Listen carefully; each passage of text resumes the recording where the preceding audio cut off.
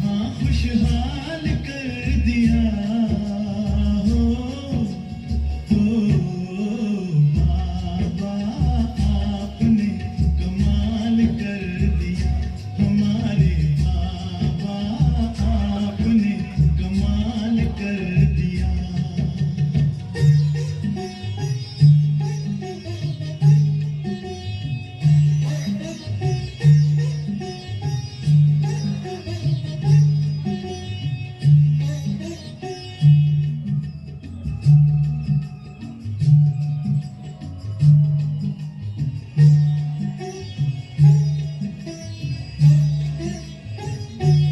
हम तो थे उलझन में मार्ग बताया आपने हम तो थे उलझन में मार्ग बताया आपने हम तो थे गफलत में आके जगाया आपने हम तो थे गफलत में आके जगाया आपने आपकी मीठी दृष्टि ने हमको निहाल कर दिया हाँ निहाल कर दिया हो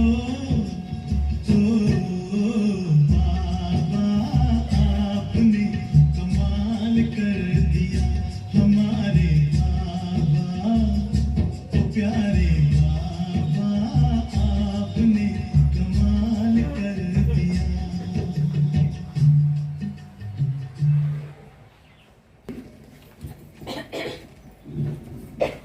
किसकी कमाल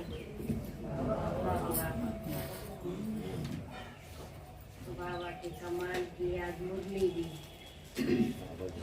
पावन बने कमल पुष्प समान बने तो कला शिव बाबा ही सिखाता है। तो आज मीठे बाबा के हम मधुर महावाक्य सुनेंगे। 8 नवंबर 2021 की मुरली। बाबा ने कहा, मीठे बच्चे शिव बाबा का बनकर कोई भी भूल नहीं करना। शिव बाबा का बनकर कोई भी भूल नहीं करना। भूल करने से बाप का नाम बदनाम कर देंगे।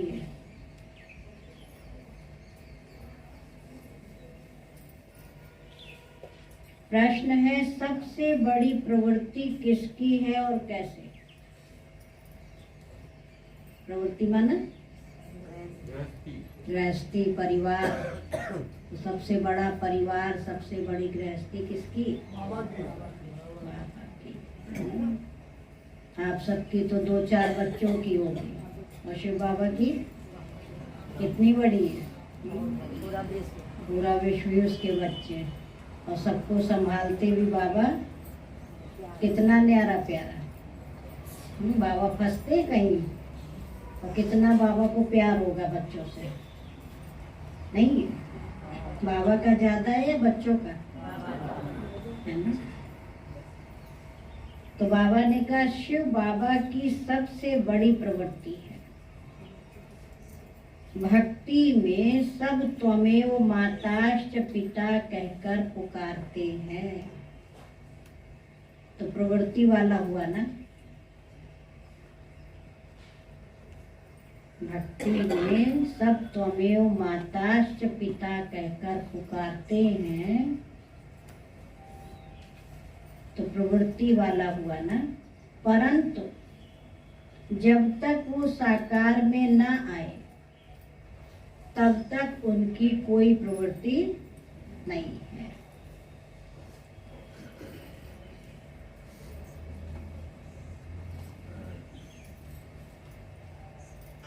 क्योंकि ऊपर में तो आत्माएं बाप के साथ निराकारी रूप में रहती है। जब साकार में आकर इनमें प्रवेश करते हैं, साकार में ब्रह्मा बाबा के तन में प्रवेश किया तो ब्रह्मा क्या बन गई? हमारी माँ और शिव पिता, है ना। तो सबसे बड़ी प्रवृत्ति है। जब ब्रह्मा बाबा में प्रवेश किया तो हम बच्चे क्या कहलाए? ब्रह्मा कुमार ब्रह्मा कुमार। तो बाबा खुद कला सिखाता, कैसे गृहस्थ में रहते न्यारे और प्यारे हो। अभी सुना ना, इसलिए सन्यासी भी क्या हो गए, वो भी छुप गए। बाबा ने कहा था दादियों को, वो हर बात में बहुत होशियार है, नहीं बहुत शास्त्रार्थ भी उनके पास, वरना शास्त्रों का भी ज्ञान, सबका ज्ञान, लेकिन जो घर गृहस्थ में पवित्र बनना, ये कला तुम बच्चे सिखा सकते हो। तुमको देख के वो क्या होंगे, इसी में झुक जाएंगे। ये हम नहीं कर पाए और ये भगवान के बच्चे कर रहे हैं। ओम शांति। भारत खास और दुनिया आम ये नहीं जानते कि बेहद का बाप निवृत्ति मार्ग वाला या प्रवृत्ति मार्ग वाला है। दुनिया वाले जानते हैं कि शिव बाबा निवृत्ति वाला है या प्रवृत्ति वाला है ना? जब बाप आते हैं तो बच्चे बच्चे कहकर बुलाते हैं, क्योंकि उनको पुकारा भी जाता है त्वमेव माताश्च पिता, तो गृहस्थी बन जाते हैं। वहां तो सब जानते हैं शिव निराकार है, हर शिव का आकार है, परंतु बाल बच्चे तो नहीं है। सुना? अगर हैं भी तो सब आत्माएं बच्चे हैं और सब एक जैसे हैं, इसलिए समझते सब परमात्मा है। परम धाम में देखो तो सब क्या है, सब बिंदी बिंदी है। नहीं, अब बिंदी खाली दिखाई दे तो समझ में नहीं आएगा कि शिव बाबा दिखाई दिया या आत्माएं दिखाई दी। इसलिए बाबा ने साकार तन लिया है। तो आत्मा भी बिंदी रूप, परमात्मा का भी बिंदी रूप। गृहस्थी लोग ही गाते त्वमेव माताश्च पिता, सन्यासी निवृत्ति मार्ग वाले तो कह देते परमात्मा ब्रह्म है, वो घर को ही भगवान समझ लिया। वह त्वमेव माताश्च पिता नहीं कहते, उनका मार्ग अलग है। सुना, सन्यासियों का मार्ग अलग है, वो ब्रह्म को ईश्वर मान लेते हैं, वो माता पिता नहीं कहेंगे। ये भी भूल से लक्ष्मी नारायण के आगे जाकर गाते हैं त्वमेव माताश्च पिता, या कहेंगे अच्युतम केशवम, जानकी वल्लभम, क्या क्या भजन गाते। भक्ति मार्ग में स्तुतियां तो अथाह गाते हैं, वास्तव में परमात्मा कौन है हमारा? बाप है ना, वो बाप नहीं कहते। तो बाबा कह रहे परमात्मा हमारा कौन है? बाप है। उनसे वर्षा कैसे और क्या मिलना है ये तुम बच्चे जानते हो। वह बाप भी है, दादा भी है और बड़ी माँ भी है। तो ना, शिव बाबा बड़ी माँ हो गई। प्रजापिता भी है, जिस तन में शिव बाबा आया, अब दोनों मिल गए ना, तो क्या बन गए? बाप भी है, दादा भी है, बड़ी माँ भी है और प्रजापिता भी है। इस द्वारा कहते बच्चे मैं तुम्हारा बाप भी हूँ, फिर मुझे भी प्रवृत्ति मार्ग में आना पड़ता है। तो ब्रह्मा क्या हो गई? बाबा कहते मेरी युगल भी है। तो ना, शिव बाबा की युगल कौन? ब्रह्मा माँ। अब बाहर वाले सुने तो क्या समझेंगे? हाँ, ये तो गुड़ जाने गुड़ की गोथरी जाने, बच्चे ही समझ सकते हैं। हाँ, बाबा अपने बच्चों को ही सारे राज बताता, किसी को पता है? हाँ, कोई कहेगा ब्रह्मा आपकी युगल है भगवान की, देखो वंडरफुल ज्ञान। और ये मेरा बच्चा भी है, युगल भी है, बच्चा भी है। पहला पुत्र है ना, प्रथम औलाद, तो प्रहलाद कहते हैं ना। जब इसमें प्रवेश करता हूँ तो प्रवृत्ति वाला बन जाता, मुझे ही सुप्रीम बाप, सुप्रीम टीचर, सुप्रीम गुरु भी कहते हैं। गुरु गाइड करते हैं किस लिए? हाँ, मुक्ति के लिए। साधु सन्यासी क्या चाहते हैं? खाली मुक्ति चाहते हैं, माया ही ना दुनिया में। और गृहस्थी वाले क्या चाहते हैं? हाँ, मुक्ति भी मिले तो शांति भी मिले तो सुख भी मिले, सब कुछ मिले। दोनों हाथ में लड्डू चाहिए, नहीं चाहते? तो बाबा दोनों ही देता है, सुख भी देता और शांति भी देता।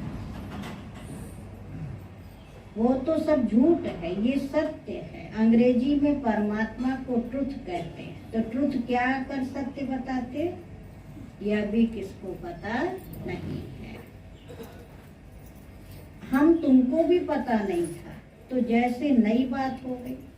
वह ज्ञान का सागर सचखंड स्थापन करने वाला है। जरूर सभी सच बताकर गया होगा ना। कभी तो भगवान ने सच बताया होगा, तब क्या कहते हैं? सत्यम शिवम सुंदरम। तब तो गाया है। सचखंड को हेवन भी कहते हैं। वहाँ डीटी सॉवरेंटी दिखाते हैं।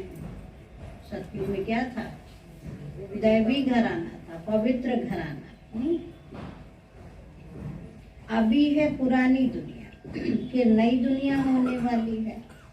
तो पुरानी दुनिया को क्या होना चाहिए फिर? तो खत्म होना, तब तो नया बने। तो पुरानी दुनिया को आग लगनी है। स्थापना के समय विनाश भी गाया जाता है। तो एक तरफ स्थापना, दूसरी तरफ विनाश। फिर सत्युग में क्या होगा? उसकी पालना है। करण करावन हार परमात्मा गाया हुआ है। ब्रह्मा द्वारा स्थापना करते हैं। कैसे कराते हैं वह तो खुद ही आकर बताएंगे। दुनिया वाले सोचते संपूर्ण विनाश होगा फिर स्थापना होगी, फिर दो नर नारी निकलेंगे उससे दुनिया बनेगी। और बाबा क्या कहते हैं? उसी पुरानी दुनिया को ही बाबा फिर से पुनर्स्थापना कराते है ना। संपूर्ण विनाश नहीं होता है। होगा संपूर्ण विनाश? नहीं ना। एकदम जलमयी हो जाए ऐसे नहीं है। उसी को फिर से बाबा नया बना देते हैं। ये भगवान के पास ताकत है, मनुष्यों के पास ताकत नहीं है। ब्रह्मा द्वारा स्थापना करते हैं, परंतु कैसे कराते वो तो खुद ही आकर बताएंगे। मनुष्य कुछ भी नहीं जानते, कहते परमात्मा करण करावन हार है। फिर क्या कह देते? ड्रामा का पता अब पड़ा है ना। कलयुग अंत सतयुग आदि इस संगम को ही ऊंच मानना चाहिए। सबसे बड़ा सौभाग्यशाली समय संगम। कलयुग के बाद आता है सतयुग, फिर नीचे उतरना होता है। स्वर्ग नर्क गाया हुआ है। मनुष्य मरते हैं तो कहते फलाना स्वर्गवासी हुआ। तो जरूर कोई समय स्वर्गवासी हुए हैं। ये खास भारतवासी ही कहते हैं, क्योंकि जानते हैं भारत सबसे प्राचीन है। तो जरूर यही हेवन होगा। बातें कितनी सहज हैं, परंतु ड्रामानुसार समझते नहीं है। तब बाबा को आके क्या करना पड़ता है? समझाना पड़ता है। हाँ, सबको समझाएगा कि थोड़ों को समझाएगा।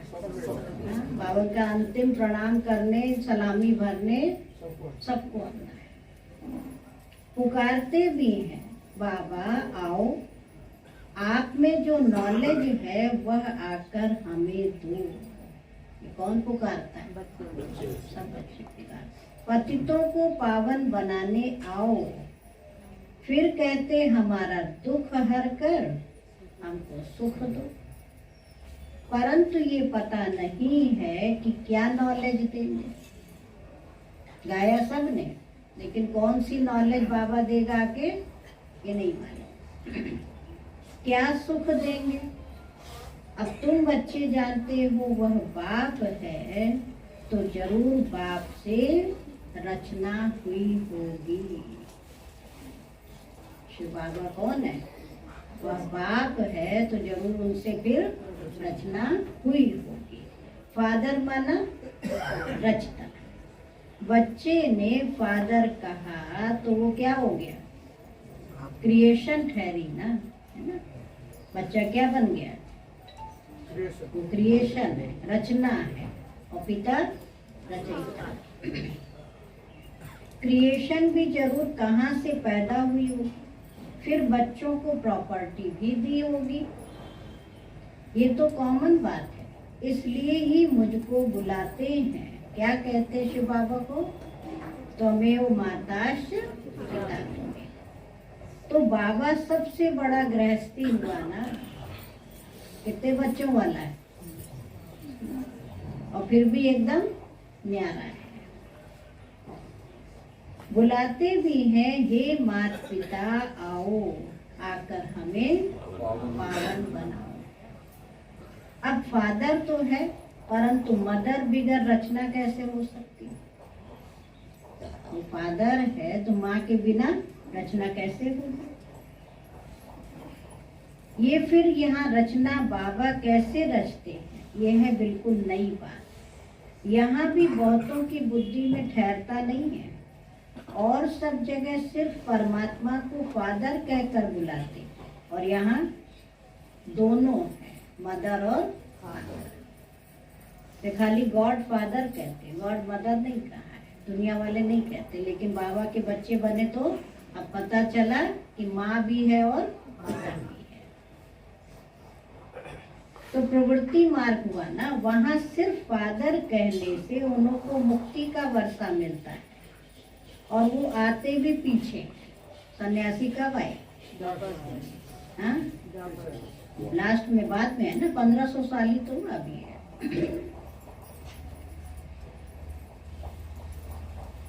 ये तो सब बच्चे जानते हैं। क्रिश्चियन धर्म के पहले क्या था? क्रिश्चियन धर्म के पहले कौन थे? बौद्धी धर्म था। और बौद्धी के पहले कौन था? इस्लामी था। उसके पहले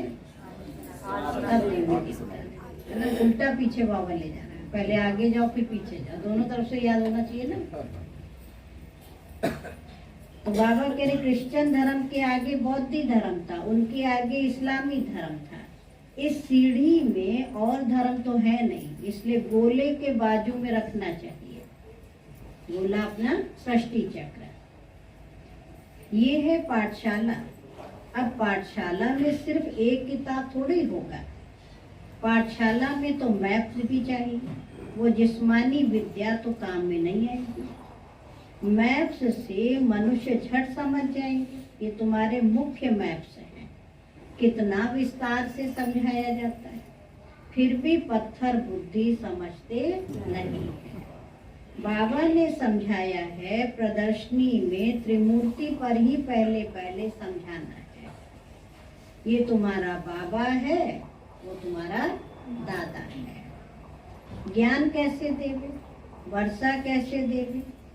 भारतवासियों को ही वर्षा मिलना है, तो ना। परमपिता परमात्मा ब्राह्मण, देवता, क्षत्रिय, 3 धर्म की स्थापना करते हैं। ब्रह्मा द्वारा ब्राह्मण ही रचते हैं। ये है यज्ञ, और इस यज्ञ का नाम है, ठीक है, इस यज्ञ का नाम ही है अश्वमेध रुद्र ज्ञान यज्ञ। और भक्ति मार्ग के जो यज्ञ हैं वो देरी से शुरू होते, क्योंकि पहले पहले होती है शिव की पूजा, फिर देवताओं की पूजा। उस समय कोई यज्ञ नहीं होता, बाद में यज्ञ करना शुरू करते हैं। पहले कोई ऐसी आपत्ति नहीं है जो यज्ञ करे, है ना। पहले पहले देवताओं की पूजा करते, फूल चढ़ाते हैं। अब तुम पूजा लायक नहीं हो, अभी बन रहे हैं, है ना, लेकिन अभी पूजा लायक नहीं हो। लोग शिव के ऊपर जाकर अक धतूरा क्यों चढ़ाते हैं? तो बाबा समझाते, तुम सब कांटे थे, सुना, तुम्ही को चढ़ना है, वो जाके वो कांटे चढ़ाए। उनसे फिर कोई सदा गुलाब, कोई मोतिया बनते, कोई फिर अक के फूल भी बन पड़ते हैं। जो पूरा नहीं पढ़ते हैं तो अक बन जाते हैं, तो कोई काम के नहीं। शिव बाबा पर सब कांटे चढ़ते हैं, फिर उनको फूल बनाते हैं, परंतु फूलों की भी वैरायटी बन जाती है। सारे फूल एक जैसे नहीं होते। बगीचे में वैरायटी फूल होते हैं ना, तो तुम्हारे में भी नंबर 1 है। कोई तख्त नशीन बनेंगे, कोई क्या बनेंगे। ये सब बातें बाप ही बच्चों को समझाते हैं और कोई समझा न सके। भक्ति मार्ग कितना लंबा चौड़ा है, परंतु उसमें ज्ञान जरा भी नहीं। सतयुग में देवी देवता थे और कलयुग में एक भी देवता नहीं है। तो जरूर परमात्मा ने मनुष्यों को देवता बनाया होगा। तो बाप आकर ऐसा कर्म सिखलाते हैं, शिव बाबा आके ऐसा कर्म सिखलाते हैं जो मनुष्य सीख कर दैवी गुण धारण करके देवी देवता बन जाते हैं। और धर्म वाले क्या सिखलाएंगे, क्योंकि उनको तो ऊपर से उनके पिछाड़ी में आना है, तो वह सिर्फ पवित्रता का ज्ञान देते हैं। क्राइस्ट जब आता है तो क्रिश्चियन तो कोई है नहीं।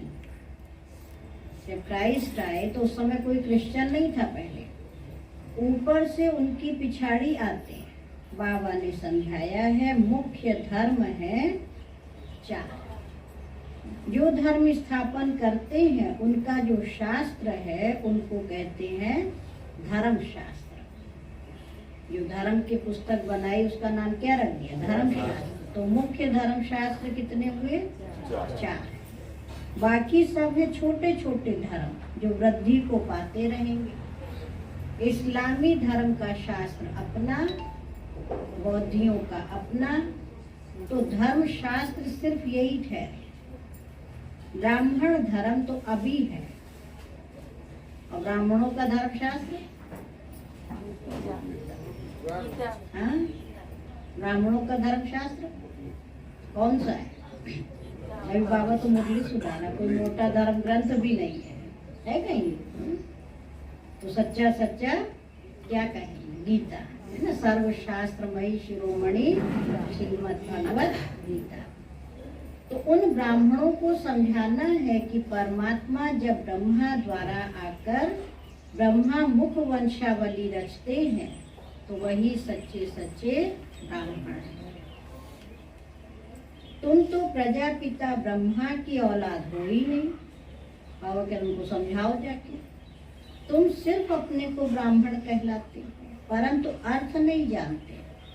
ब्रह्मा भोजन जब खाते हैं तो संस्कृत में श्लोक पढ़ के ब्रह्मा भोजन की महिमा गाते हैं, लेकिन महिमा भी सारी फालतू करते हैं, उनको महिमा मालूम भी नहीं। तो बाबा कह रहे उनसे पूछना चाहिए कि तुम कैसे ब्राह्मण ठहरे। पहले तो ब्रह्मा चाहिए जिस द्वारा परमात्मा सृष्टि रचे।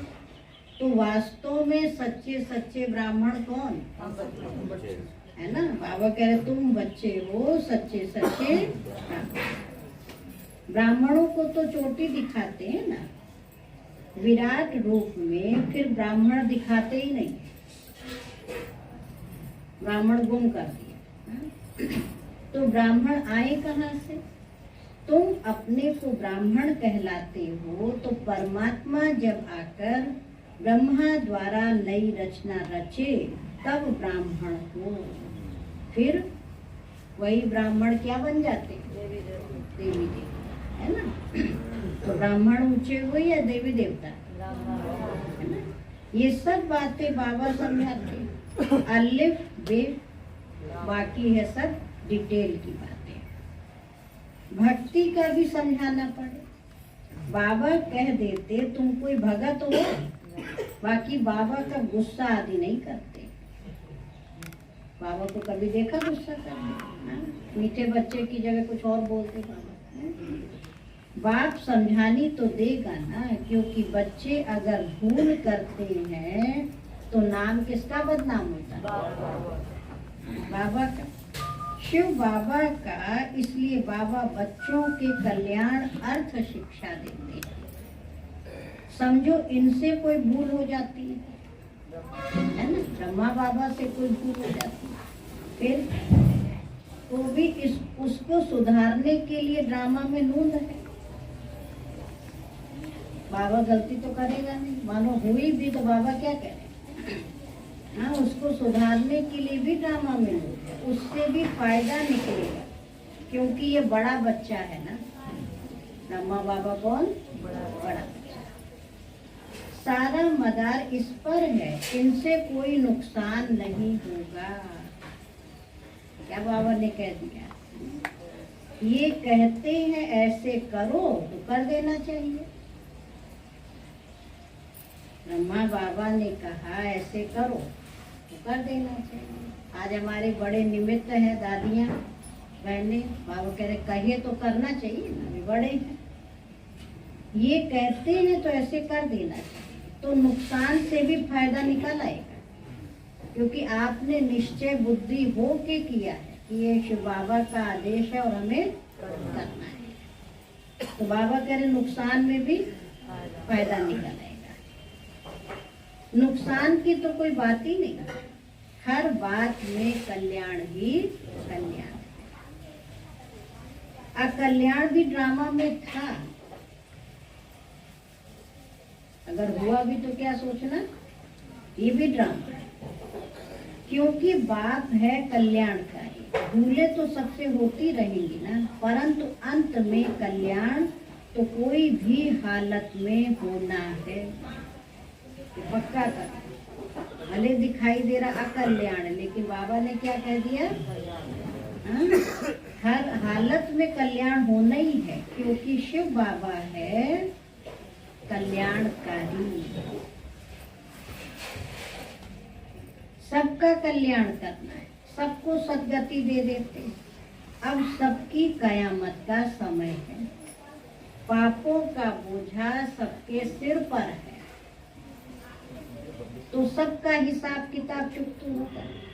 सजाएं मिलने में देरी नहीं लगती, सजा चुकती होगी ना, सजा द्वारा क्या होगा? सबका हिसाब किताब चुकता होगा। तो बाबा कह रहे सजा मिलने में देरी नहीं लगती, सेकंड में जीवन मुक्ति मिलती है। तो क्या सेकंड में पापों की सजा नहीं भोग सकते? तो एक सेकंड की भी लगेगी जैसे वर्षों समान हो गई, लेकिन जो पाप किया है वो भी चुकता तो करना है। जैसे काशी कलवट में होता है, शरीर छूट जाता है, परंतु ऐसे नहीं कि शिव बाबा से जाकर मिले, नहीं, सिर्फ पिछला पापों का हिसाब चुकतू हो, फिर नए से शुरू हो जाता। तो ना वो है ना काशी कलवट में तलवार लगी कुएं में, तो ऐसा नहीं कि पाप खत्म हो गया फिर नया शुरू हो जाता है, बीच में कोई वापस जा नहीं सकता। भल ज्ञान सेकंड का है, परंतु पढ़ाई तो पढ़नी है ना। ज्ञान सेकंड का है, कितना छोटा, बस मन मना खाओ। हाँ, बाबा ने क्या कह दिया, लेकिन पढ़ाई पढ़नी है। रोज शिव बाबा की आत्मा जो ज्ञान का सागर है, वही आकर बच्चों को पढ़ाते हैं। तो जब टीचर पढ़ाने आता तो बच्चों को पढ़ना चाहिए। कृष्ण तो देहधारी है, पुनर्जन्म में आते हैं, लेकिन शिव बाबा तो अजन्मा है। जिनको पढ़ना नहीं है वह तो जरूर विघ्न डालेंगे, जो नहीं पढ़ते वो क्या बन जाते हैं? विघ्न डालने वाले। इसलिए बाबा राय देते हैं, यज्ञ में देखो विघ्न पड़ेंगे, अबलाओं पर अत्याचार होंगे, वो सब कुछ हो रहा है। कल्प पहले मापिक असुर कैसे हंगामा करते, चित्र फाड़ते हैं, कोई समय आग लगाने में भी देरी नहीं आएगी। पढ़ाई पढ़नी नहीं है तो क्या करेंगे? उल्टा ही करते हैं। तो हम क्या करेंगे? अंदर में समझते भाभी, बाहर में पुलिस आदि को रिपोर्ट करनी पड़ेगी। अंदर में जानते हैं कल पहले जो हुआ होगा सो होगा। अब इसमें दुख की भी बात नहीं है। नुकसान हुआ तो क्या कहें, धोबी के घर से गई छू, चलो ठीक है ना, जो था सब खत्म, फिर दूसरा बन जाएगा। बाबा ने कह दिया है जहाँ प्रदर्शनी आदि करते हो तो 8 दिन के लिए इंश्योरेंस करा दो। अब तो बाबा राय भी दे रहा है ना। एक तरफ बाबा ने क्या कहा, उसमें भी कल्याण, तो उसमें ज्यादा सोचो नहीं, धोबी के गई घर से गई छू। लेकिन फिर युक्ति भी रचाई बाबा, क्या कहते हैं, इंश्योरेंस करा दो। कोई अच्छा आदमी होगा तो चार्ज भी नहीं लेगा, ना इंश्योरेंस किया तो भी क्या होगा, फिर नए चित्र अच्छे बन जाएंगे। चलो मन हल्का रखो, नहीं, कदम कदम पे पदम है, तुम्हारा कदम कदम सेकंड सेकंड बहुत वैल्यूबल है। क्या बाबा कह रहे हैं, बच्चों का एक एक सेकंड बहुत वैल्यूबल है। तुम पदम पति बनते हो।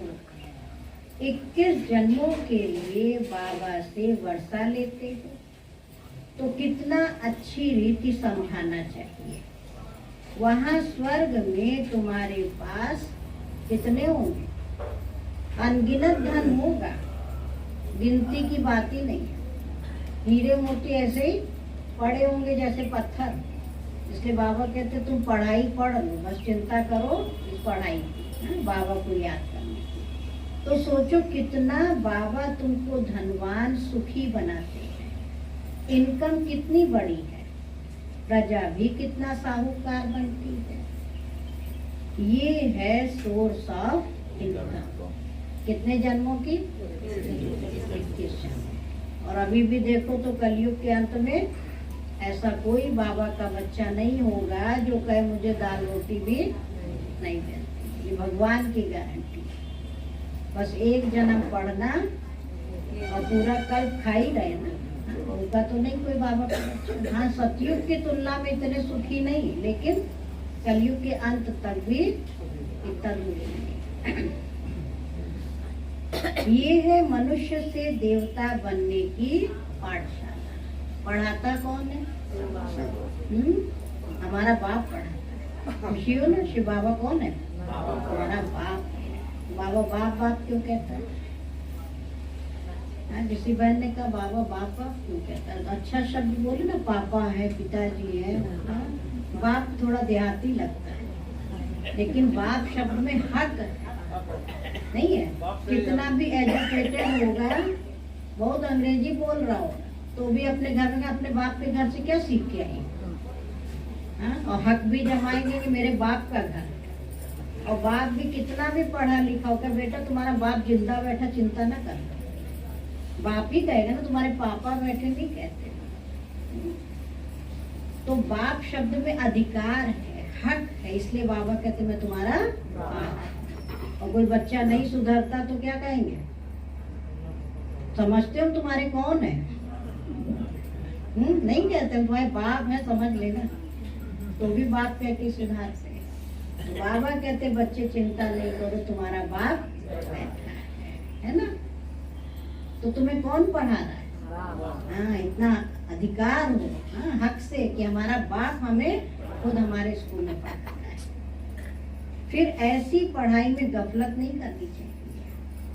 या खुद बाप पढ़ावे और इतना ऊंचा बनाए, तो इस पढ़ाई में कभी गफलत नहीं करना। अच्छा, मीठे मीठे सिटी लधे बच्चों प्रति माता पिता बाप दादा का याद प्यार और गुड मॉर्निंग। रूहानी बाप की रूहानी बच्चों को नमस्ते। रूहानी बच्चों की रूहानी बाप दादा को प्यार से सिवा प्रेम से याद प्यार और गुड मॉर्निंग। नमस्ते नमस्ते नमस्ते। शुक्रिया बाबा, शुक्रिया बाबा, शुक्रिया। मेरी जिंदगी को संभालने वाला बाबा, शुक्रिया शुक्रिया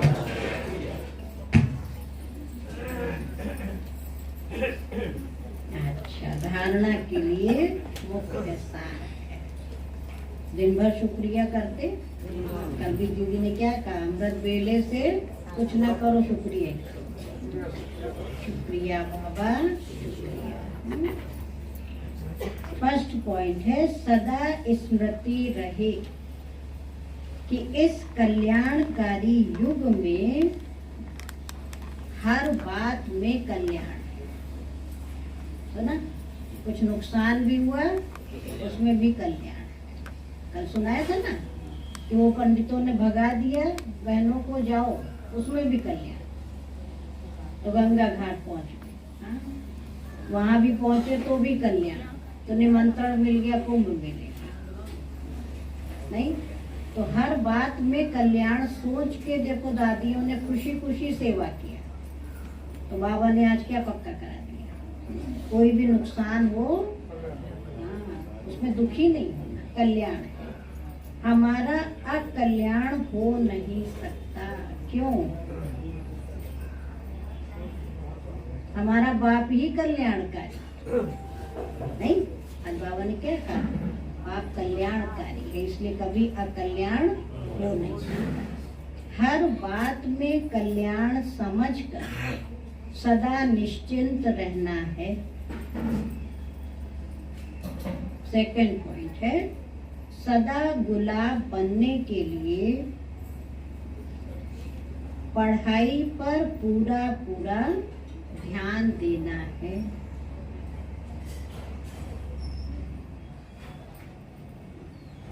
सदा गुलाब बनने के लिए पढ़ाई पर पूरा पूरा ध्यान देना है। पढ़ाई में गफलत नहीं करनी है।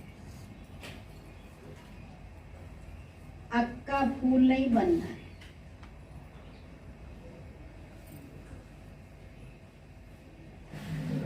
बाबा का वरदान है सबको रिगार्ड देते हुए अपना रिकॉर्ड ठीक रखने वाले। सबको रिगार्ड देते हुए अपना रिकॉर्ड ठीक रखने वाले सर्व के स्नेही भव। क्या बाबा ने वरदान दिया?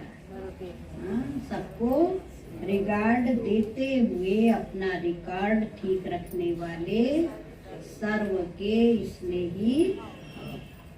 जितना जो सभी को रिगार्ड देता है उतना ही अपने रिकॉर्ड को ठीक रख सकता है। कोई कुछ भी करे लेकिन हमारा काम क्या है? सबको रिगार्ड देना है ना, सम्मान देना। तो बाबा ने कहा जितना जो सभी को रिगार्ड देता है उतना ही अपने रिकॉर्ड को ठीक रख सकता है। दूसरों का रिगार्ड रखना माना अपना रिकॉर्ड बनाना। जैसे वो मैच खेलते ना, वो भी तो अपना रिकॉर्ड बनाते, कितने रन किए। हाँ, तो यहाँ बाबा कहते आपका रिकॉर्ड किसमें बनेगा? जब दूसरों को रिकॉर्ड देंगे। मम्मा बाबा ने देखो सिखाया ना, बाबा रोज बच्चों को रिगार्ड देते कि नहीं देते? कैसे देते? रोज याद प्यार नमस्ते करते। यहाँ थोड़े से भी बड़े होंगे कहेंगे हम उनके आगे क्यों झुके, वो मेरे आगे झुके। और इतना बड़ा शिव बाबा कितना निरहंकारी, रोज बच्चों को नमस्ते करते। ये रिगार्ड नहीं है? सोचो। तो जैसे यज्ञ के मददगार बनना ही मदद लेना है, वैसे रिगार्ड देना ही रिगार्ड लेना है। एक बार देना और अनेक बार लेने के हकदार बन जाना। वैसे कहते छोटों को प्यार और बड़ों को रिगार्ड दो, लेकिन जो सभी को बड़ा समझ कर रिगार्ड देते हैं वह सबके स्नेही बन जाते हैं। इसके लिए हर बात में पहले आपका पाठ पक्का करो। और स्लोगन है बाप दादा की मिली हुई शिक्षाएं समय पर याद आना ही तीव्र पुरुषार्थ है।